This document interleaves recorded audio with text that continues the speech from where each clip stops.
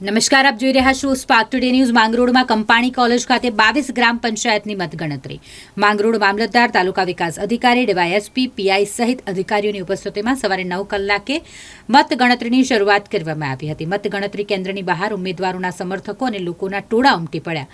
તાલુકામાં 22 ગ્રામ પંચાયતની ચૂંટણી યોજાઈ, જેમાં તાલુકાનું ઓલ ઓવર 72.40% મતદાન થયું, જેના પરિણામો જાહેર થવાના છે। ત્યારે લોકોમાં પણ ખૂબ જ ઉત્સાહ જોવા મળી રહ્યો છે। આ પરિણામ જ્યારે સામે આવી રહ્યા હોય, મતગણતરી ચાલી રહી હોય, એટલે લોકોમાં ભારે ખુશી જોવા મળી રહી છે।